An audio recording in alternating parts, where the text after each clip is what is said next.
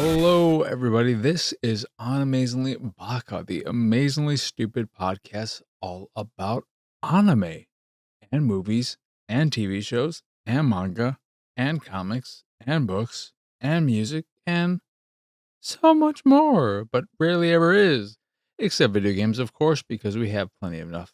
Plenty enough. We have plenty of other shows for all that jazz. I'm exhausted. I'm dying. I I don't know what it is. There's just so many things piling on me right now that it's a rough time. It doesn't help that I just mostly finished my X-Men rewatch. I have Deadpool and Wolverine and Logan left. So I at least have one incredible movie left to end on a higher note. I don't know if I'm going to rewatch Deadpool and Wolverine, so I may just have Logan, which is fine by me. It's probably my favorite comic book movie of all time. I teeter between that and a few others because Logan is one of those few comic book movies that is just a great movie. The kind of comic book movie you would say, actually, it's a film, not just this mindless entertainment.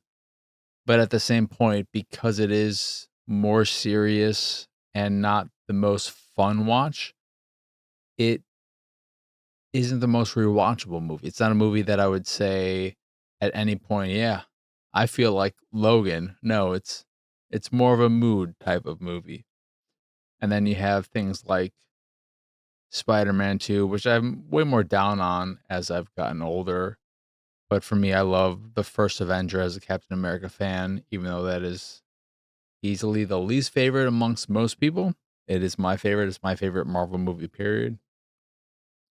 But with the X-Men movies, to just get it back to that, not start on some rambly section.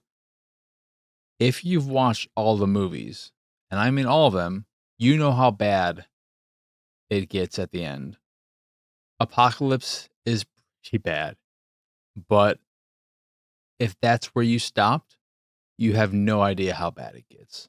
Because Dark Phoenix, I would have rather watched Dark Fetus. Dark Phoenix is atrocious. Sophie Turner, I can't speak. I told you, I'm just a complete mess. Sophie Turner, who plays Jean Grey in the newer movies, and you may know her as, was it Sansa from Game of Thrones? The red-haired one who marries a little evil piece of shit and all of that. She's a terrible actress. She was fine in Game of Thrones. She did what she needed to do there, but at least in these later X-Men movies, she's very, very bad.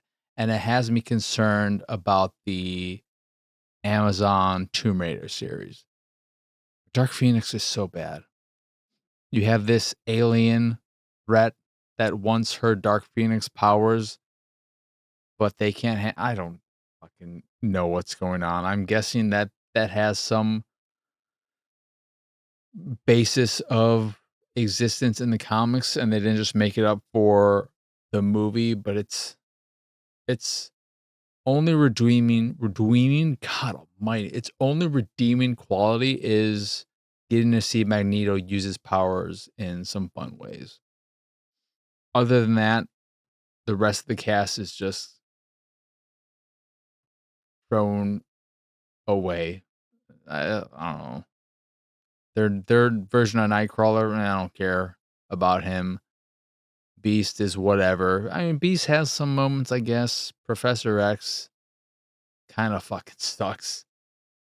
But as bad as Dark Phoenix is, and it's a half star for me. It's a half star for me. The New Mutants is worse. It's somehow worse. The New Mutants, I look at and I think to myself, watching it after finishing it, watching it multiple times now, I don't even know how it exists. It's so bad, I'm perplexed by its existence. I cannot believe it even exists with how bad it. That's the kind of movie you watch and you think to yourself, how come that wasn't just shelved forever? Why didn't they just burn it? Get rid of all of the evidence that ever existed and act like it never existed. Why didn't they do what Warner Brothers did with, what was it? Not Chip and Tasmania. Was it just a Looney Tune? There was some movie that they fucking shelved and like, we'll take the tax write off instead of putting this out there. They should have done that with New Mutants. I can't remember if it got a theatrical release or it was just a Hulu streaming or some kind of deal like that, but it's so bad. It's so bad. And you get another Game of Thrones actor in it with a Stranger Things actor in it and some other people I don't know. And maybe the worst performance I've ever seen from the actor who played Furiosa. Well, who played, oh yeah, her character's name is Furiosa in Furiosa though. And it was also in Split and so on. So like Anya Taylor-Joy or something. But the worst thing I've ever seen from her.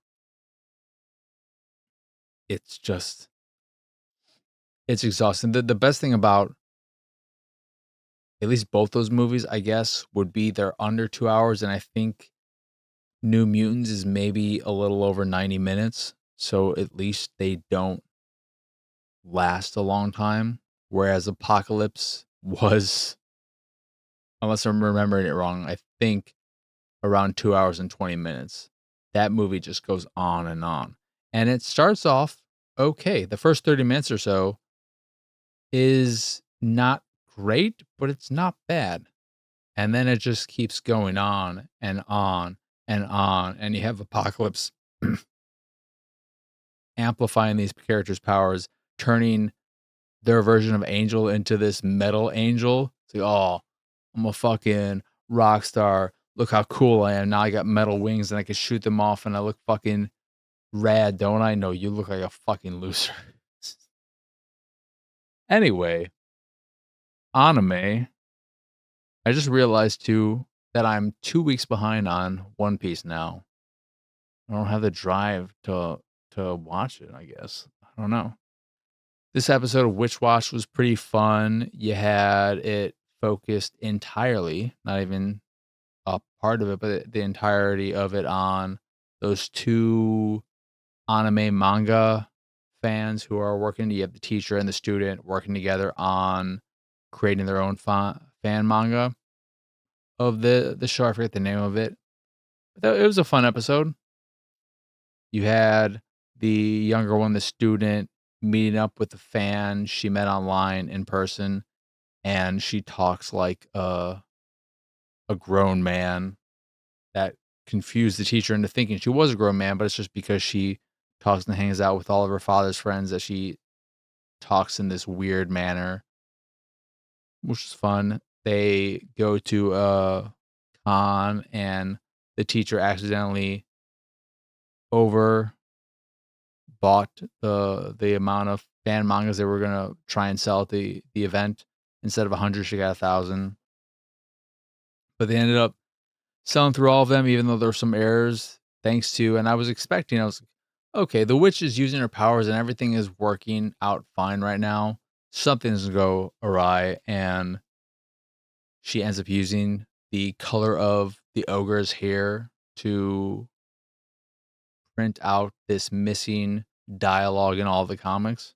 But then it works out because he now looks like the character in the book. So he's selling his own book and everyone's fawning over it. Fun, decent episode. Dr. Stone. When I was surprised, I should also, no, I forgot I wanted to mention this pretty early on. My Dress-Up Darling. I talked about how her toes, they seemed way longer than toes actually are. And then I watched some movie where a character was painting her toenails, and I one day looked down at my own toes and I realized, no, toes are just longer than I think they are. And that shows you how much I hate feet in general and rarely ever look at my own feet, because when I looked at it, I was like, I'm fucking stupid as hell. Her toes weren't any longer than toes normally are. I just don't like looking at toes and feet. So I apologize to my dress up darling, and I apologize to all of the toe fans out there. Well, I mean, if you're a fan of toes, I don't want to apologize. I apologize for acting like those are some freaky toes, but I don't apologize for not liking toes. Because toes and feet are weird and I don't like them. I just remembered I need to turn this thing off before it blasts itself on the episode. I have an alarm that's set to go off in under a minute. But since we're on My Just Some Darling, really, really good episode. The penultimate episode before the last one of the season next week. It was a lot of encouragement. It was a very encouraging episode that, to break it down in its most simplistic form, it's not exactly never give up on your dreams, but don't change who you are. It's basically about how you should never feel the need to change who you are, especially with the transition from childhood to adulthood. There aren't things that you should leave in your childhood and give up. Like, for instance, if you play video games and you think of it, oh, when I become an adult, I'm gonna put video games aside. I'm gonna never play video games again because those are for kids. And as an adult, I need to find new hobbies and new things to take up my free time. No, you don't.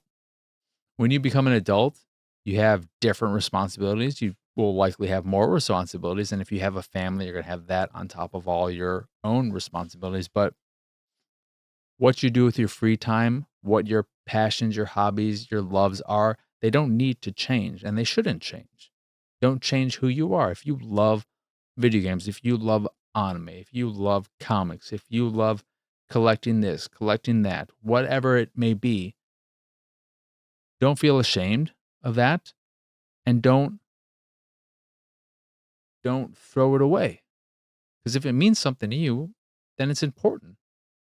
Maybe there'll be people out there who are trying to steer you one way, whether it be someone like your parents or family members or friends or whatnot.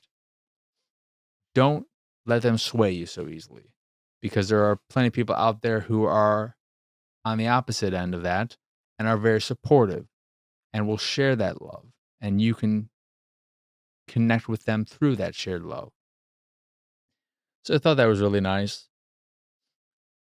But it is clear that the next episode, the last episode of the season, is going to end on it's just going to be a nightmare of an episode, because it is going to end probably with her confessing to him. And then we're going to have to wait however long we have to wait for the next season to see how everything plays out. It was also nice seeing that Marin is not so ditzy to not be aware of the fact that, I forget her character's name. I don't know if it was Akira, but the prop maker, she is aware that clearly she acts different when I'm around. So she must just not like me. What's going on with the situation. And so that was nice to see. So we'll probably finally get an understanding of what's going on there next week as they do the photo shoot. And I'm excited. I can't wait to see how everything wraps up and what kind of cliffhanger they leave us on for next season. But I'm also dreading having to wait for more My Dress Up Darling. So I might quickly do a rewatch of the first season and even the second season. Great episode though. Don, solid episode, fun episode. Mainly just the battle with the kaiju, ending with the new character who, what is his name? I remember reading people getting so excited about his introduction last week, and then talking about how on this episode, people are going to see how amazing of a character he is, Kinta, and how strong he is, and so on and so forth, and blah, blah. I guess his ability is having an imagination. So he is, as they're trying to deal with this kaiju and they're struggling, Okarun realizes that they can use the stuff they rebuilt uh, Momo's house with, that alien substance, that alien material. Since they used, they just recreated the house out of nothing with that stuff. They can use that same material to create some kind of thing to battle the kaiju. But Okarun is struggling to try and think of something to deal with the kaiju. But Kinta is a very imaginative person, and he's all about sci-fi and all that jazz. So he thinks of this giant mech to battle the kaiju, as you would probably assume. But then it mixes with Momo's imagination. She was thinking of Buddha, so it's this giant Buddha mech, and we'll see that thing battle out against a kaiju in the final episode of the season next week. But I don't know. This episode made me less. It pushed me further away from liking him as a character. I don't fully dislike him or anything just yet, but a lot of people talking about how he's their favorite character in the entire series. I can say for sure that is not going to happen with me, in large part because I love all of the romance stuff of the show and the story. So, I mean, he could have his own romantic interest at some point, but it's not going to be the main romantic storyline. So it doesn't really matter to me. But I'm not loving him as a character. Seems very pushy and self-centered in a way that I don't like. He can be funny at times, but also the kind of person who I would look at and like, I don't. If I existed in this world with these characters, I would not want to hang out with him because he just seems like an incredibly annoying, pushy character. I'm like, no, I'm good. You can go do your own thing. I'm good. Yeah, solid episode.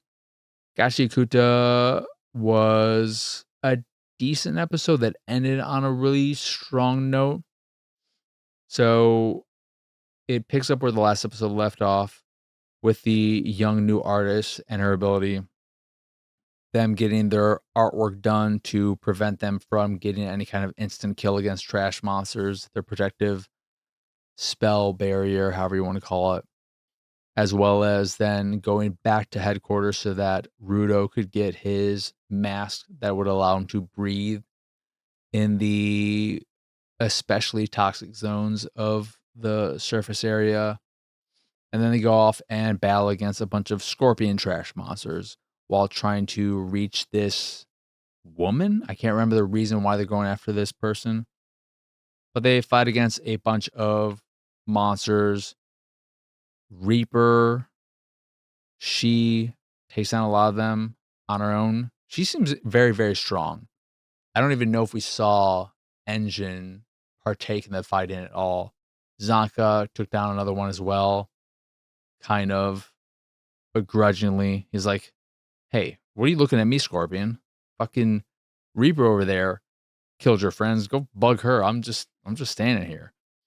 But he deals with one, and then Rudo kills one by they before going there, they collected a bunch of garbage so that he would be able to use any of them as weapons, given that that's his special powers to give value and purpose to other people's discarded trash. He uses a keyboard in this fight, and it's kind of boring. It wasn't as interesting as the talisman and how that worked. It was just him pressing a bunch of keys on it, and then those keys fly off and attack the scorpion all at once, and it killed it. And you saw that the keys, I guess he punched them all. He spelled it out himself. It spelled out asshole on the scorpion. So that was kind of a funny way of adding a bit of the keyboard touch to it, but it's kind of like, okay, he just pressed the keys and they attacked, and that was that. So not the most interesting thing. But then when they meet up with this woman, it just cuts to this part where everyone else has been knocked out, like they've been drained of their water. I don't know what the fuck happened, but it's just him and her. So curious to see what's going to happen next episode.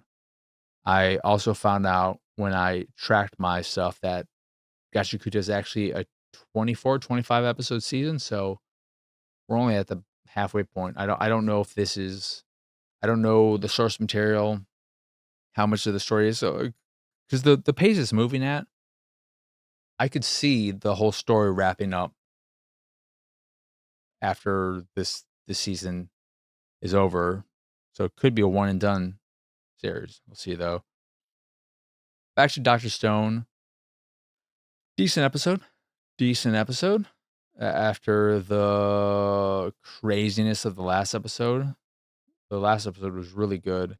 And then this one was them, the culmination of everything happening last episode, everyone getting turned to stone, and the solution to deal with that was having that where they had the bell and the noise would cause the plate that the thing was resting on to crack a little by little with a lot of sound, is to put one of the canisters of the reviving fluid on there and have the little one stand under there, and eventually enough things would happen that would cause that thing to fall and bring her back to life, and then she would have to go about bringing everyone else back.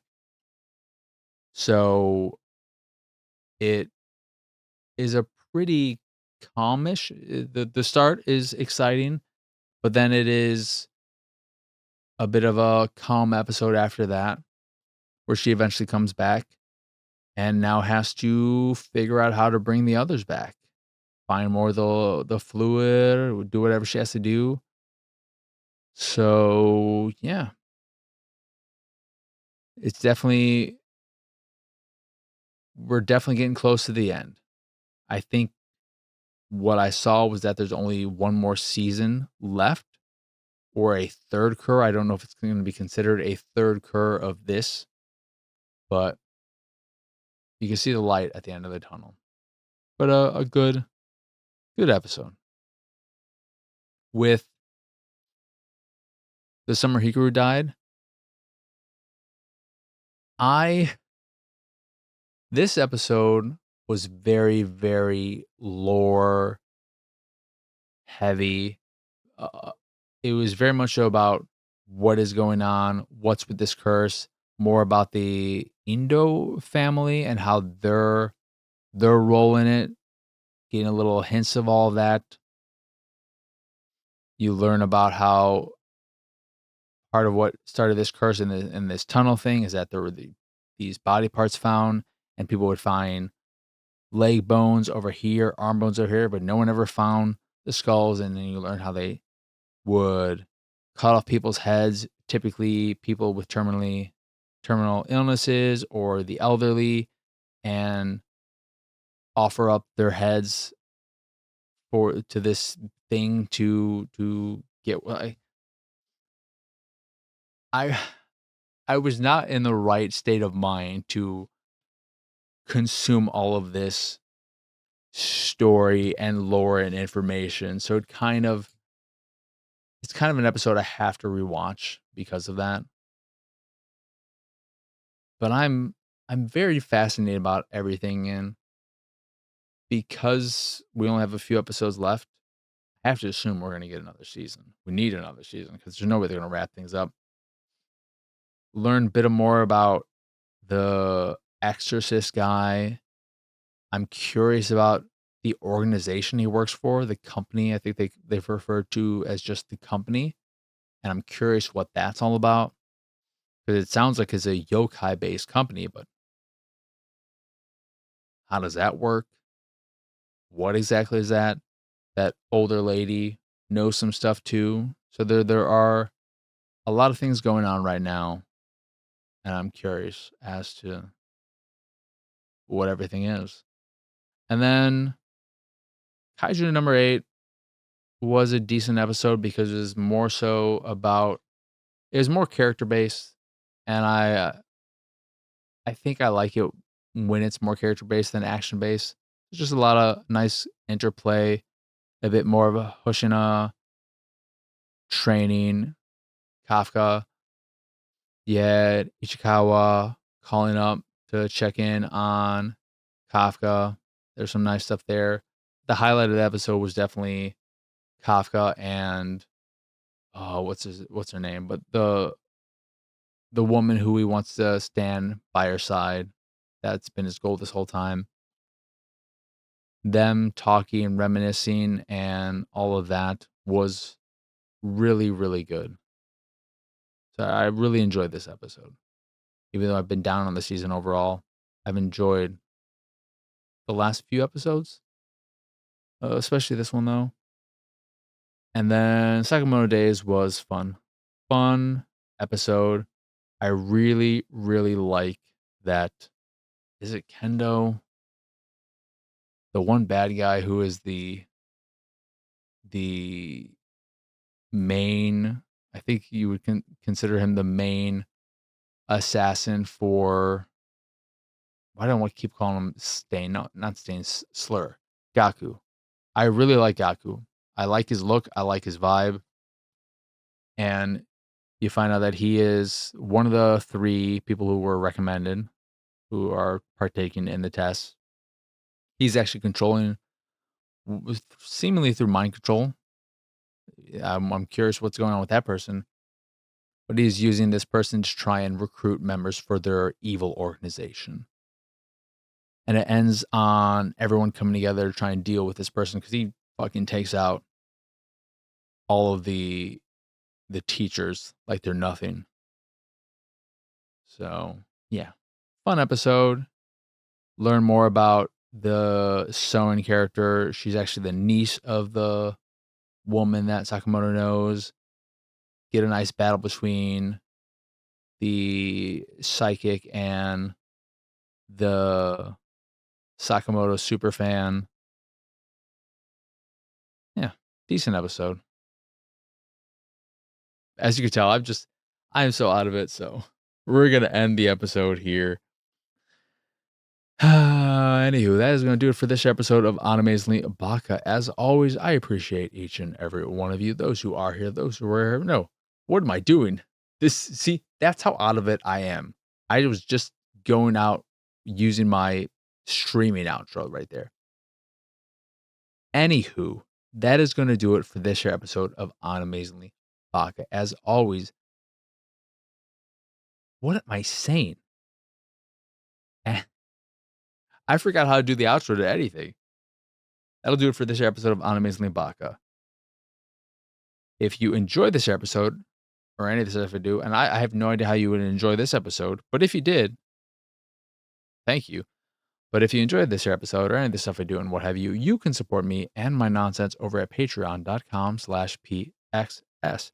There you get access to the sausage dump where I talk about this, that, and whatever, as well as a private Discord channel and some fancy Discord roles, in addition to other nonsense. Or you can just support me if that is your fancy. That is, again, patreon.com/pxs.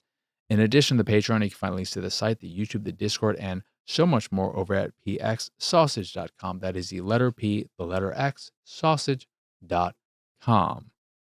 But that is it. That is all. As always, thank you for watching or listening. I hope you enjoy this here episode, and I hope you have a wonderful, wonderful rest of your day. But for now, adios, arrivederci.